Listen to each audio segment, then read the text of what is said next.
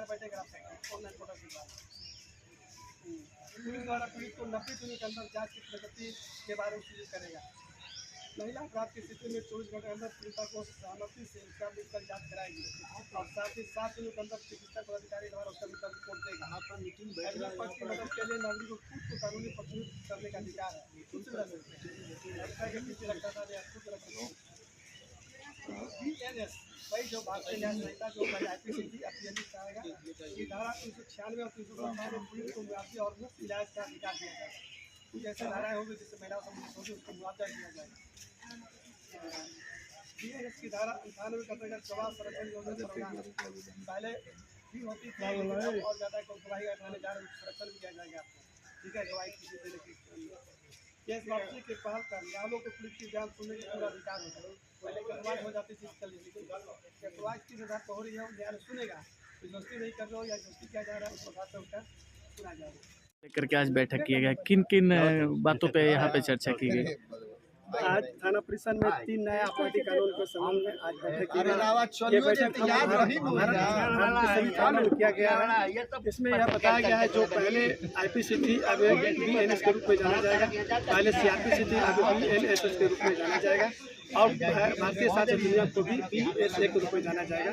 इसमें बहुत से धाराओं को हटाया गया, जो फालतू धाराएं थी जिससे कोई उचित नहीं था उसको हटाया गया और कुछ धाराओं को जोड़ा गया है। इन्हीं के संबंध में सभी हमारे बिया प्रखंड के बिया थाना क्षेत्र के सभी व्यक्तियों को, सभी गौण व्यक्तियों को, जनप्रतिनिधियों को बुला करके, आमजनों को बुला करके उनको कोई कानून के बारे में, धाराओं के बारे में कुछ बताया गया, जो हमारे सीनियर इंस्पेक्टर साहब के द्वारा भी बताया गया।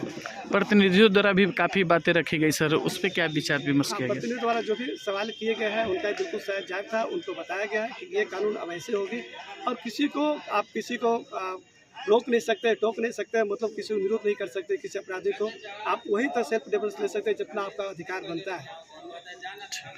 यहाँ थाना परिसर में नए कानून को लेकर के बैठक की है, क्या क्या चर्चा की गई? आप तो शामिल थे इसमें। जी, आज तक पहले भारत माता की जय कहते हुए आज तक जितने कानून थे वो अंग्रेजों के बनाए हुए कानून पर हम लोग का देश चलता था। आज हम लोग का कानून भी आज़ाद हुआ और आज़ादी के साथ हम लोग का कानून आज से लागू हो गया। बिहियां में जो आज से कानून पर चर्चा हुई उसमें सबसे बड़ी कानून यही है कि यहीं पे जो केस लटका हुआ रहता था उसको यहीं पे समापन भी करना है, ऐसा करके भेजना है कि वो जाके कोर्ट में किसी को दौड़ना नहीं पड़े।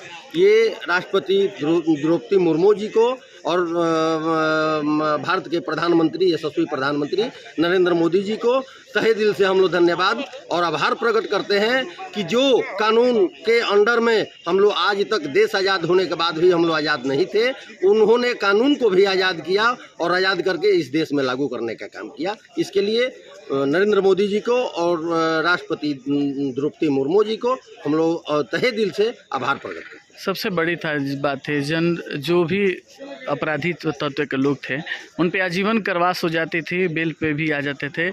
इसमें यहाँ के जो भी पदाधिकारी उनके द्वारा बोला कि डेड बॉडी ही अब बाहर आएगी। जी, साक्ष्य अगर सही है, अगर साक्ष्य सही मिल रहा है तो ऐसा नहीं है कि साक्ष्य मिलने के बाद भी अपराधी रोड पर रहेंगे। अब अपराधी रोड पर नहीं रहेंगे, अब तो हकाने के पीछे ही उनकी मृत्यु ही होगी। इस कानून को लेकर के क्या राय है आप सभी की? अच्छी कानून है, जो भी कानून लागू हुआ ऐसे इस कानून का हम लोग तहे दिल से स्वागत करते हैं और हम लोग उस कानून को स्वागत करते हुए आज लागू करने के लिए हम लोग थाना में पहुंचे थे और थानाध्यक्ष महोदय और इंस्पेक्टर साहब के महोदय के द्वारा हम लोग को कानून का कुछ बातें बताई भी गई, समझाई भी गई और भी कुछ बाकी होगा इन लोगों के द्वारा समझा जाएगा और हम लोग प्रयास करेंगे कि हर एक जनमानस तक ये कानून का सिस्टम पहुंच जाए जो कि अपने अपने अधिकार के लिए सब लोग लड़ता रहे। ठीक है, पूरा परिचय बताइए। अरविंद कुमार पांडे, भारतीय जनता पार्टी जिला मोर्चा, जिला मंत्री अरविंद पांडे। आज भी यहाँ परिसर में सर नए कानून को लेकर के बैठक किया गया, जनप्रतिनिधियों के साथ, आम लोगों के साथ किन किन बातों की पहले चर्चा की गई? देखिए सर, प्रथम आपको बताते हैं कि हमारे जो पुराने IPC CRPC एविडेंस एक्ट थे वो अंग्रेज़ों के समय के कानून थे। ये अब चूँकि बहुत पुराने कानून हो गए थे, नई समय में उसमें बदलाव की आवश्यकता थी, तो अब उसमें बदलाव करते हुए हमारे लोकसभा के द्वारा, हमारे माननीय राष्ट्रपति के द्वारा ये 25 दिसंबर को इस कानून को पारित किया गया और आज 1 जुलाई से लागू करने के लिए पुराने कानून को, तीनों कानूनों को छोड़कर नए कानूनों को लागू करने का आज से प्रथम दिन है। इसीलिए नए कानून के संबंध में पब्लिक में भी जागरूकता हो, वो भी जाने कि नया क्या है और पुराने में जो बदलाव हुआ है वो क्यों बदलाव किया गया। इसी के संबंध में वार्ता करने के लिए, एक दूसरे के विचार को आदान प्रदान करने के लिए आज की बैठक रखी गई थी। इसमें हम लोग के द्वारा बताई गई जो कानून की विशेषताएं थी, उनके जो मुख्य बिंदु थे और न्याय प्रक्रिया में जो सुधार हुआ है कि त्वरित विचारण की जो प्रक्रिया आई है उसके बारे में ही बताया गया कि कैसे त्वरित हम लोग को विचारण करके अब न्याय दिलाया जा सकता है पुलिस के स्तर से और माननीय न्यायालय के स्तर से। तो ये बातें बताई गई। कुछ लोगों को जहाँ पर आशंका थी उनके द्वारा सवाल भी पूछा गया, उनका भी जवाब दिया गया, उनको बताया गया। कोई भी सर आपराधिक जो आदमी हैं अगर थाना लाए जाते हैं तो वीडियोग्राफी की भी बात की गई, उनके लिए क्या क्या कानून है सर? जब हमारा अनुसंधान प्रारंभ होता है तो वादी का बयान, गवाहों का बयान, घटनास्थल का, ये सारे के सारे वीडियोग्राफी किए जाने हैं। यहाँ तक कि हम जब किसी के घर में तलाशी भी लेंगे तो उसका हम वीडियोग्राफी बनाएंगे, जो सामान जब्त किए जाएंगे उसका भी वीडियोग्राफी बनाएंगे और अपराधी भी लाएंगे, जिनको लाएंगे उनका भी बयान लेना है तो हम वीडियोग्राफी करेंगे। और बाद बाकी जब थाने पे लाए जाते हैं तो उसके पहले हम उनका इलाज भी कराएंगे, मेडिकल कराते हुए थाना में लाएंगे। और यहाँ पर भी आप लोग देख ही रहे कि पहले से थाना में कैमरा लगा हुआ है।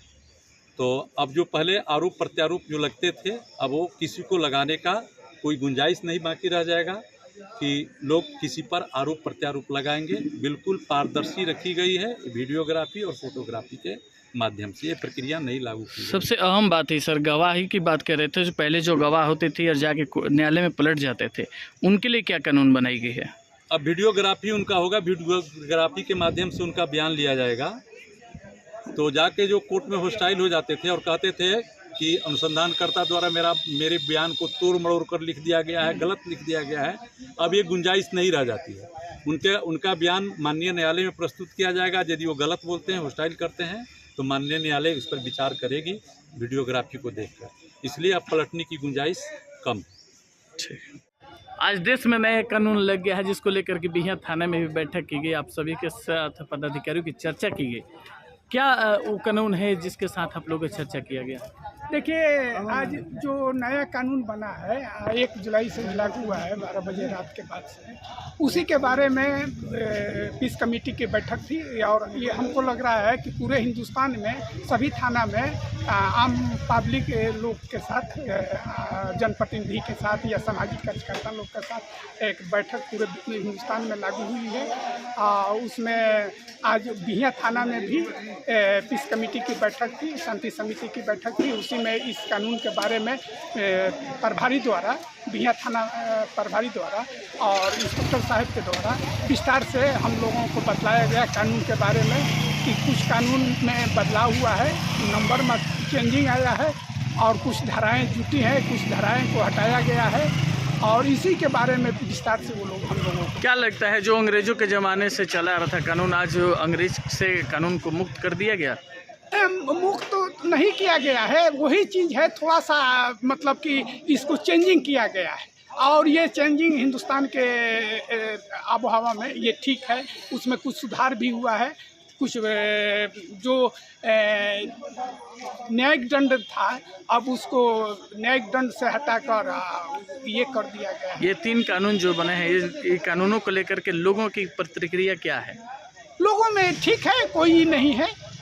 लोगों का बस सिर्फ नंबर चेंज हुआ है, कानून तो सब वही है, करीब करीब कुछ सुधार हुआ है। जो 14 साल जो जेल होती थी जिनकी आजीवन हाँ, ये एक हुआ है कि जो भी कानून तोड़ने वाले हैं या मान लीजिए किसी की हत्या करते हैं या जो उसकी सज़ा पाते हैं, वो लोग सोचते थे कि हमको 20 साल की सज़ा हुआ, हम 14 साल में छूट कर चले आएंगे। और इस कानून में जैसे सर के द्वारा बतलाया गया कि अगर आपकी उम्र कैद की सज़ा होती है तो तमाम उम्र जेल में रहना पड़ेगा, आपकी मृत्यु के बाद ही जेल से डेथ बॉडी निकलेगी। ये एक बेहतर चीज़ हमारे नज़र में। मॉब ब्लीचिंग में जो भी हत्याएं होती थी उसको के लेकर भी चर्चा वो हुई भी है। बहुत अच्छा कानून लगा हमको कि लोग कोई भी झूठा अफवाह या सही काम पर लोग समूह बनाकर किसी को भी हत्या कर देते थे सामूहिक तौर पर मिलकर। अब उसमें लोग को पता नहीं था कि कौन हत्या किया, कौन कैसे किया, और लोग बच जाते थे ये दिमाग में लोग बनाकर। अब उसमें भी उम्र कैद की सज़ा या फांसी की सज़ा हो गई है, उसमें भी ये इस तरह की कार्य करने में कमी आएगी। पहले प्रशासन गिरफ्तार करते थे, कहीं और से दिखाती थी कहीं और, अब है कि जहाँ से गिरफ्तारी करना वहीं से वीडियो बनाना, फोटो बनाना। हाँ, ये भी बेहतर चीज़ है। ये भी बेहतर चीज़ है कि हमको बनाही में पकड़ी दिखा रही है कि हम अमुक जगह में हम इनको गिरफ्तार किए। पब्लिक के लिए भी ये कानून बनाई गई है जो पदाधिकारियों द्वारा कहा गया कि 6 घंटा से अधिक उसको आप बंधक बनाकर नहीं रख सकते हैं। आपको 6 घंटे के अंदर ही थाना को सूचना देना है या थाना तक उसको पहुंचाना है, नहीं तो उन पे भी कार्रवाई होगी। हाँ, ये अच्छी बात है। जैसे मान लीजिए कोई अपराध करने वालों को हम लोग आम पब्लिक पकड़ लेता है और उसको टॉर्चर कर रहा है, बांध कर रखा है, ये कर रहा है। अब आम पब्लिक को भी जिम्मेवारी मिल गई है कि 6 घंटा के अंदर में आप किसी भी तरह उस अपराधी को थाना तक पहुंचाएं या थाना को सूचित कर थाना आकर ले जाए, किसी भी तरह वहां जाए और थाना से 24 घंटा के अंदर में उसको सेंटअप किया जाए। पहले लोग यहाँ पर आते थे FIR दर्ज कराने के लिए, घंटों इंतजार करना पड़ता है, अब है कि 30 मिनट के अंदर FIR दर्ज करना है। हाँ, अब अगर हम यहाँ नहीं आए, हम लैपटॉप चलाते हैं या मोबाइल चलाते हैं, हम उससे भी हम अपना FIR दर्ज करा सकते हैं। इसमें ये तो और बेहतर बात है। ठीक है, पूरा परिचय बताइए। मेरा नाम जुबैर खान, ग्राम बगही, पूर्व मुखिया।